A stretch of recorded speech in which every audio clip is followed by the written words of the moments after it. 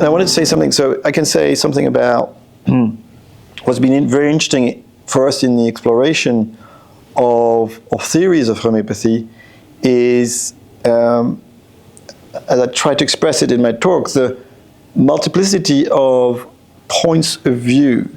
And you realize that people come with their viewpoint, very much like your box idea. Like, people come with a preconception of what the answer should look like.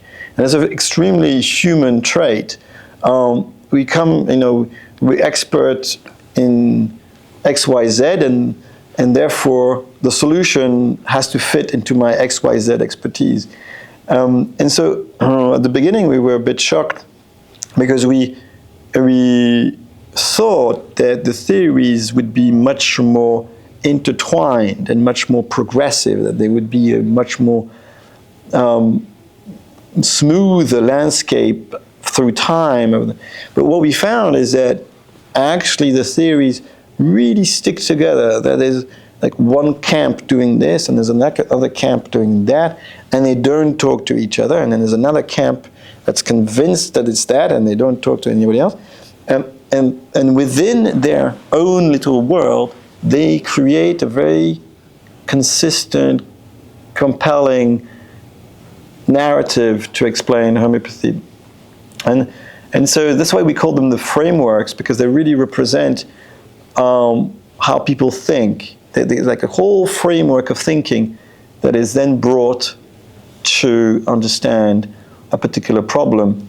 And so it's really interesting to see how, biochemistry. So suddenly it's like everything is about biochemistry and genetic expression and things like that. And everything then, the whole debate about homeopathy comes down to that. Or nanoparticles. So then suddenly like, oh, we found nanoparticles, and therefore it's all about nanoparticles. And it's very easy for me also to go into the same trap, right? It's all quantum coherence domains, blah, blah, blah. And it maybe, who knows? But also at the end of my talk, I also tried to express the fact that it's probably one way of looking at it, but there's probably many other ways. As you pointed out, the complexity here is vast, and we're tapping into much bigger aspects, as human evolution, like the interaction, the deep interaction between the patient and the homeopath, and how that's part of a much bigger picture of our time on this planet. And so you can really look at it at different levels, and we're just offering it different perspectives. So science offered a better picture for this. The science call it that the people who were fixed in their fundamentalist kind of boxes, they say the theory should be like a T shape. They called it a T shape concept in the scientific world. T shape means they said you have a fixed principles or something. But at the same time, you be open to horizontal part of the T. Keep reading. Yeah? Keep reading. Keep reading yes. Parallel things. Yeah, completely. But there was a problem there. What people did it, they said, I'm open to all. But what they did, what they were fixed to, and they are reading something else. They are only taking which is satisfying their theory. Yeah. So then what they suggested, another one is wheel theory. Okay. That you put all T together and make a multi-dimensional approach. And then in the center, what comes up? Look from a different perspective. What comes up in the center, that would give you more better meaning rather than just a T shape or a box.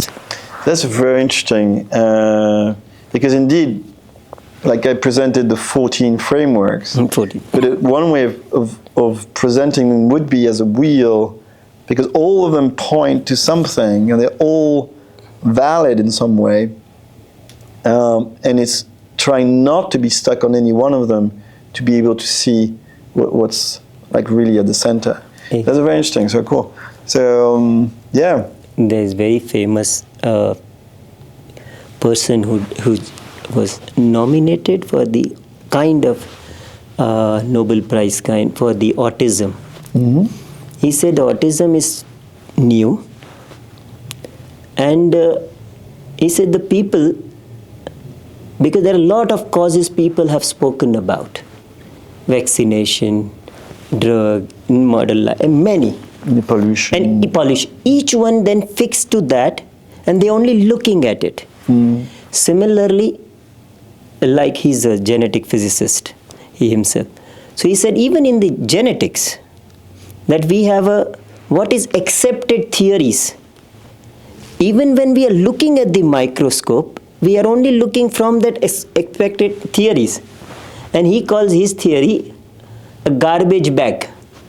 He said what the people looking in the microscope at the gene level, what people call it, this is garbage. I would collect this data. And he kept collecting, and then he came to the gene theory of the autism, which is accepted, and he goes kind of Nobel Prize with it. Okay. And interesting that he said all what other discarded as a garbage because it was not fitting into their box. Yeah. That's interesting. I mean, clearly, we get stuck in boxes, and we are more and more right now being asked to look across many things, to combine, to be holistic in our understanding, and that the solution is not one thing but a multiplicity. So this level of understanding is very interesting, and I think, it's really happening right now on the planet. I feel that, like, going away from this one thing.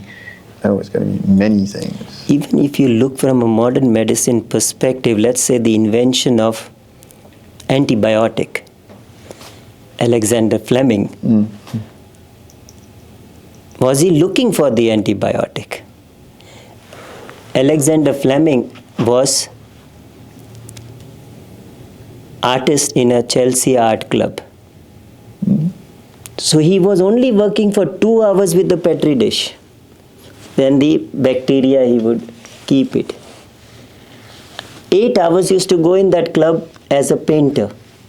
Now, interesting thing is what he used to paint. That nobody knows. And what was his medium of painting, the colors? You will be surprised. What can be? Well, it would be plants, right? Or was it, no, sepia? I mean. You know that every bacteria, he loved bacteria so much that every bacteria releases a color. Okay. You know, when we have throat infection, sometime yellow, sometime green. Because every bacteria releases color, he uses that color to make painting. Okay. So all his painting from a bacteria color. And he was, though he was scientist, so actually he was looking for another color for one of his painting. And that's where that accident happened, where all died, and then the discovery. Because so he was scientist. He was looking at the part, but he had a holistic heart.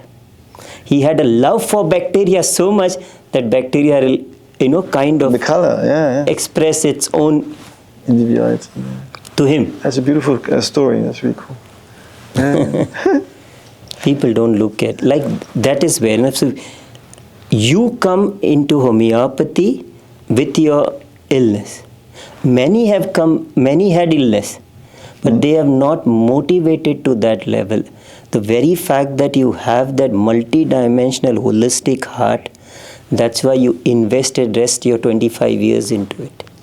And others cannot do it. You understand what I mean? Mm-hmm. They can just take forward the schema of it, 1 + 1 = 2. Yeah, and it's interesting that the character of the people who get into homeopathy is what drives us into this field. And you have to have a particular way of looking at things. Yeah. Exactly.